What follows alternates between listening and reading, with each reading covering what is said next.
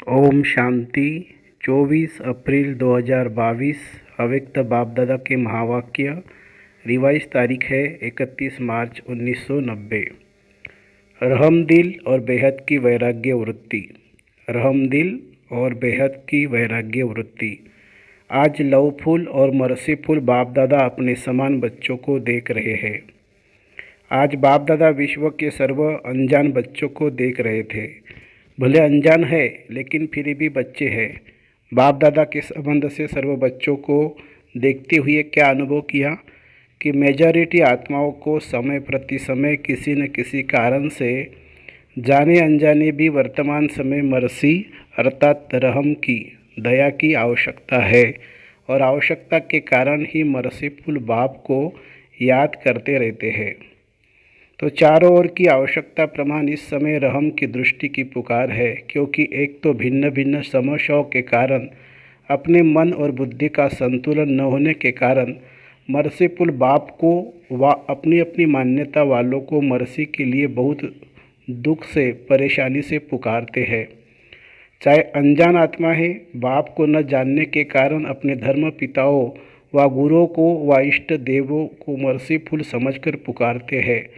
लेकिन आप सब तो जानते ही हो कि इस समय सिवाय एक बाप परमात्मा के और किसी भी आत्मा द्वारा मर्सी मिल नहीं सकती। भले बाप उन्हों की इच्छा पूर्ण करने के कारण, भावना का फल देने के कारण किसी भी इष्ट को व महान आत्मा को निमित्त बना दे, लेकिन दाता एक है। इसलिए वर्तमान समय के प्रमाण मर्सीफुल बाप बच्चों को भी कहते हैं कि बाप के सहयोगी साथी भुजाएं आप ब्राह्मण बच्चे हो, तो जिस चीज़ की आवश्यकता है वह देने से प्रसन्न हो जाते हैं। तो मास्टर मर्सीफुल बने हो। आपके ही भाई बहने हैं, चाहे सगे हैं व लगे हैं, लेकिन है तो परिवार के। अपने परिवार की अनजान परेशान आत्मा के ऊपर रहम दिल बनो। दिल से रहम आए। विश्व की अनजान आत्माओं के लिए रहम चाहिए और साथ साथ ब्राह्मण परिवार के पुरुषार्थ की तीव्र गति के लिए व स्वोन्नति के लिए रहमदिल की आवश्यकता है। स्वोन्नति के लिए 100 पर जब रहमदिल बनते हैं तो रहमदिल आत्मा को सदा बेहद की वैराग्य वृत्ति स्वतः ही आती है। 100 के प्रति भी रहम हो, क्योंकि मैं कितना उच्च उच्च बाप की वही आत्मा हूँ और वही बाप समान बनने के लक्ष्यधारी हूँ। उस प्रमाण ओरिजिनल श्रेष्ठ स्वभाव व संस्कार में अगर कोई कमी है तो अपने ऊपर दिल का रहम कमियों से वैराग्य दिला देगा। बाप दादा आज यही रुझान कर रहे थे कि सभी बच्चे नॉलेज में तो बहुत होशियार है, पॉइंट स्वरूप तो बन गए, लेकिन हर कमजोरी को जानने की पॉइंट्स है। जानते भी है कि यह होना चाहिए, करना नहीं चाहिए। ये जानते हुए भी पॉइंट स्वरूप बनना और जो कुछ व्यर्थ देखा सुना और अपने से हुआ उसका फुल स्टॉप की पॉइंट लगाना नहीं आता है। पॉइंट्स तो है, लेकिन पॉइंट स्वरूप बनने के लिए विशेष क्या आवश्यकता है? अपने ऊपर रहम और औरों के ऊपर रहम। भक्ति मार्ग में भी सच्चे भगत हो गए व आप सच्चे भगत बने हो, आत्मा में रिकॉर्ड भरा हुआ है ना, तो सच्चे भक्त सदा रहमदिल होते हैं। इसलिए पाप कर्म से डरते हैं। पाप से नहीं डरते, लेकिन पाप से डरते हैं। इसलिए कई पाप कर्म से बचे हुए रहते हैं। तो ज्ञान मार्ग में भी जो यथार्थ रहमदिल है उसमें 3 बातों से किनारा करने की शक्ति होती है। जिसमें रहम नहीं होता वे समझते हुए जानते हुए तीनों बातों के परवश बन जाते हैं। वह तीनों बातें हैं अलबेलापन, ईर्ष्या और घृणा। कोई भी कमजोरी व कमी का कारण 90% यह तीनों बातें होती है। और जो रहमदिल होगा वह बाप के साथी धर्मराज की सज़ा से किनारा करने की शुभ इच्छा रखते हैं। जैसे भक्त डर के मारे अलबेले नहीं होते, ऐसे ब्राह्मण आत्माएं बाप के प्यार के कारण धर्मराजपुरी से क्रॉस न करना पड़े इस मीठे डर से अलबेले नहीं होते। बाप का प्यार उससे किनारा करा देता है, अपने दिल का रहम अलबेलापन समाप्त करा देता है।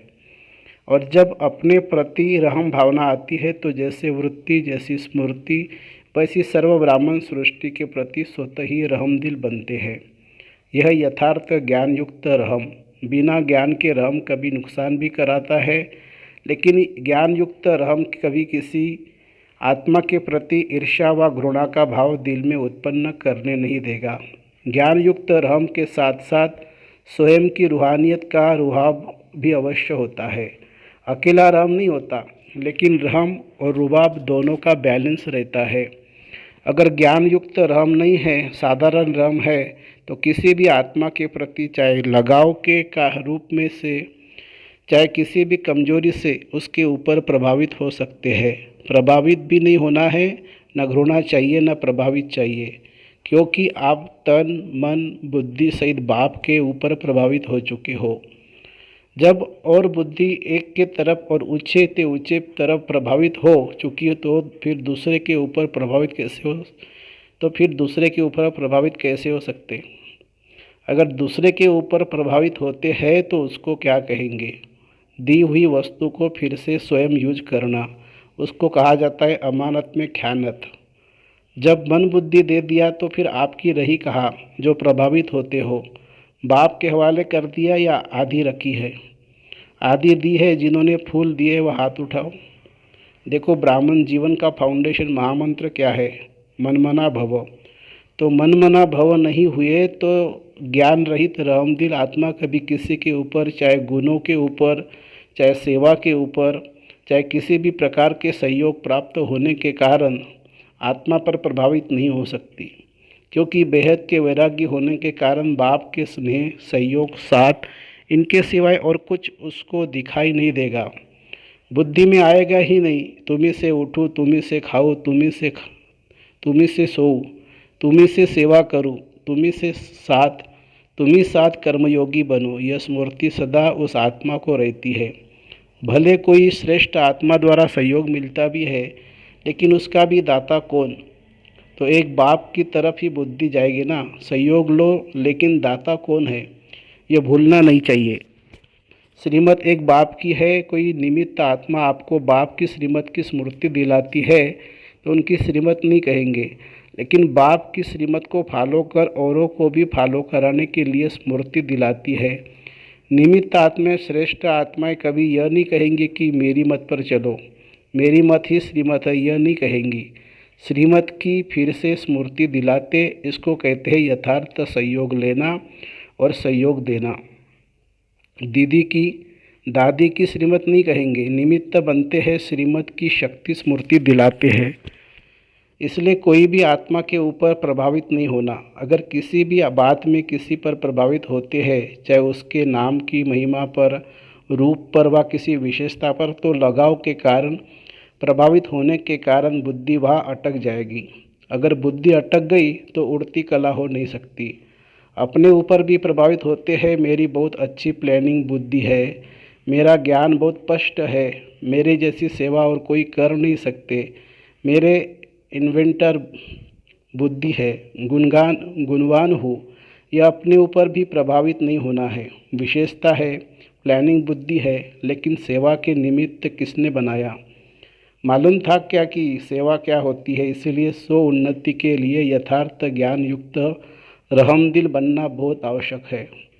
फिर यह ईर्ष्या घृणा समाप्त हो जाती है। तीव्र गति की कमी का मूल कारण यही है, ईर्ष्या व घृणा या प्रभावित होना, चाहे अपने ऊपर चाहे दूसरे के ऊपर।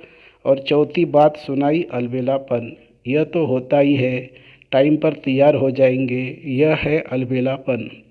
बाप दादा ने एक हंसी की बात पहले भी सुनाई है। ब्राह्मण आत्माओं ने दूर की नज़र बड़ी तेज है और नज़दीक की नज़र थोड़ी कमज़ोर है, इसलिए दूसरों की कमी जल्दी दिखाई देती है और अपनी कमी देरी से दिखाई देती है। तो रहम की भावना लवफुल भी हो और मर्सीफुल भी हो, इससे दिल से वैराग्य आएगा। जिस समय सुनते हैं वह भट्टी होती है तो रूरियाण होती है, उस समय तो सब समझते हैं कि ऐसे ही करना है। वह अल्पकाल का वैराग्य आता है, दिल का नहीं होता है।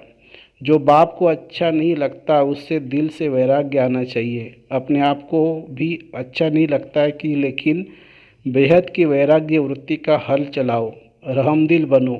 कई बच्चे बहुत अच्छी अच्छी बातें सुनाते, कहते हैं जब कोई झूठ बोलता है तब बहुत गुस्सा आता है, झूठ पर गुस्सा आता है, या कोई गलती करता है तो गुस्सा आता है। वैसे नहीं आता। उसने झूठ बोला यह तो ठीक है, उसको रॉन्ग समझते हो, और जो आप गुस्सा करते हो वह फिर राइट है क्या?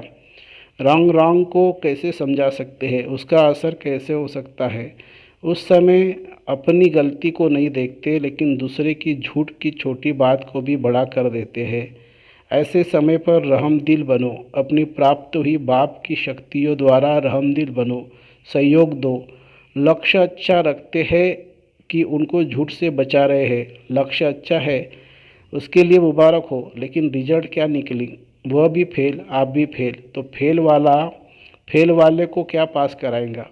कई फिर समझते हमारी जिम्मेवारी है उसको अच्छा बनाना, आगे बढ़ाना, लेकिन जिम्मेवारी निभाने वाला पहले अपनी जिम्मेवारी उस समय निभा रहे हो या दूसरे की निभाते हो? कई निमित्त टीचर्स बनते हैं तो समझते हैं छोटों के लिए हम जिम्मेवार हैं, इनको शिक्षा देनी है, सिखाना है, लेकिन सदैव यह सोचो कि यथार्थ नॉलेज सोर्स ऑफ इनकम होगी। अगर आपके शिक्षक की जिम्मेवारी से शिक्षा दी तो पहले यह देखो कि उस शिक्षा से दूसरे की कमाई जमा हुई, सोर्स ऑफ इनकम हुआ, या सोर्स ऑफ गिरावट हुई। इसलिए बाप दादा सदा कहते हैं कि कोई भी कर्म करते हो तो त्रिकालदर्शी स्थिति में स्थित होकर करो। सिर्फ वर्तमान नहीं देखो कि इसने किया इसलिए कहा, लेकिन उसका भविष्य परिणाम क्या होगा वह भी देखो। जो पास्ट आदि अनादि स्थिति ब्राह्मण आत्माओं की थी, अब भी है और आगे भी रहेगी, उसी प्रमाण है। तीनों काल चेक करो तो समझा बाप दादा क्या चाहते हैं। उन्नति तो करेंगे, लेकिन परिवर्तन क्या लाएंगे? चाहे महारथी हो चाहे नए हो, बाप दादा की एक ही शुभ आशा है, जितना चाहते हैं उतना अभी हुआ नहीं है, रिजल्ट तो सुनाएंगे ना। बाप दादा अल्पकाल के वैराग्य नहीं चाहते हैं, निजी वैराग्य आए, जो बाप को अच्छा नहीं लगता वह नहीं करना है, नहीं सोचना है, नहीं बोलना है। इसको बाप दादा कहते हैं दिल का प्यार। अभी मिक्स है, कभी दिल का प्यार है, कभी दिमाग का प्यार है। माला का हर एक मनके के साथ समीप हो, स्नेही हो, प्रगति के लिए सहयोगी हो। इसलिए माला रुकी हुई है, क्योंकि माला तैयार होना अर्थात युगल दाने के समान एक दो के भी समीप स्नेही बनना। पहले 108 की माला बने तब दूसरे बने। बाप दादा बहुत बार माला तैयार करने के लिए बैठते हैं, लेकिन अभी पूरी ही नहीं हुई है। मन का मनके के समीप तब आता है, अर्थात बाप उसको पिरोता तभी है जब उस मनके को 3 सर्टिफिकेट हो, बाप पसंद, ब्राह्मण परिवार पसंद और अपने यथार्थ पुरुषार्थ पसंद। तीनों बातें चेक करते हैं तो मन का हाथ में ही रह जाता है, माला में नहीं आता। तो इस वर्ष कौन सा स्लोगन याद रखेंगे? त्रिमूर्ति बाप और विशेष तीनों संबंध द्वारा 3 सर्टिफिकेट लेना है और औरों को भी दिलाने में सहयोगी बनना है। माला का समीप मन का बनना ही है। तो सुना 100 उन्नति क्या करनी है। जैसे ब्रह्मा बाप का फाउंडेशन नंबर 1 परिवर्तन में क्या रहा? बेहद का वैराग्य। जो बाप ने कहा वो ब्रह्मा ने किया, इसलिए विन करके वन बन गए ना। अच्छा, बाप दादा यही रिजल्ट देखेंगे। हर एक अपने को देखे, दूसरे को नहीं देखना है। कि कई समझते हैं सीजन का आज लास्ट डे है, लेकिन बाप दादा कहते हैं लास्ट नहीं है, माला बनने का फास्ट सीजन का दिन है। सभी को चांस है, अभी माला के मन के पीरोए नहीं है, फिक्स नहीं हुए हैं। 3 सर्टिफिकेट लो और पीरो जाओ। जितना प्रत्यक्ष सबूत देने वाले प्रत्यक्ष चेहरे और चलन में देखेंगे, उतना फिर से नई रंगत देखेंगे। अगर आप भी वही के वही रहे तो रंगत भी वही की वही रही। इसलिए अपने में नवीनता लाओ, परिवार में भी तीव्र पुरुषार्थ की नई लहर लाओ, फिर आगे चलकर कितने वंडरफुल नज़ारे देखेंगे। जो अब तक हुआ वह बीता। अभी हर कर्म में नया उमंग, नया उत्साह, इन पंखों से उड़ते चलो। बाकी जिन्होंने भी सेवा में सहयोग दिया, अर्थात अपना भाग्य जमा किया, वह अच्छा किया। चाहे देश चाहे विदेश के चारों ओर के सेवाधारियों ने सेवा की। इसलिए सेवाधारियों को बाप दादा सदा यही कहते हैं कि सेवाधारी अर्थात गोल्डन चांस का भाग्य लेने वाले।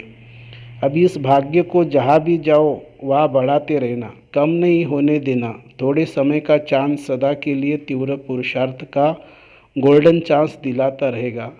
सेवाधारी भी जो चले गए अथवा जो जा रहे हैं सभी को मुबारक। अच्छा, सर्वरहमदिल श्रेष्ठ आत्माओं को सदा स्वयं को उन्नति की उड़ती कला में ले जाने वाले तीव्र पुरुषार्थी आत्माओं को सदा हर समय एक बाप को साथ अनुभव करने वाले अनुभवी आत्माओं को, सदा बाप के दिल की आशाओं को पूर्ण करने वाले कुल दीपक आत्माओं को, सदा अपने को माला के समीप मन के बनाने वाले विजयी आत्माओं को, बेहद की वैराग्य वृत्ति से हर समय बाप को फॉलो कर बाप समान बनने वाले अति स्नेही राइट हैंड बच्चों को बाप दादा का याद प्यार और नमस्ते। हम रूहानी बच्चों की रूहानी माता पिता बाप दादा को याद प्यार, गुड मॉर्निंग और नमस्ते बाबा नमस्ते। वरदान, प्राप्तियों को इमर्ज कर सदा खुशी की अनुभूति करने वाले सहज योगी भवो। सहज योग का आधार है स्नेह और स्नेह का आधार है संबंध।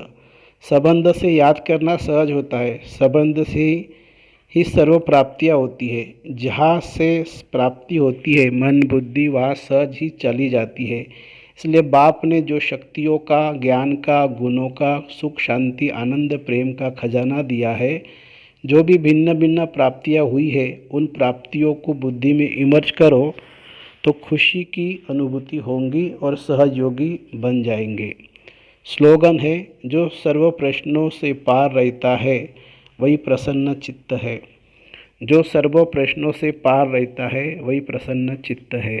अच्छा, ओम शांति शांति शांति।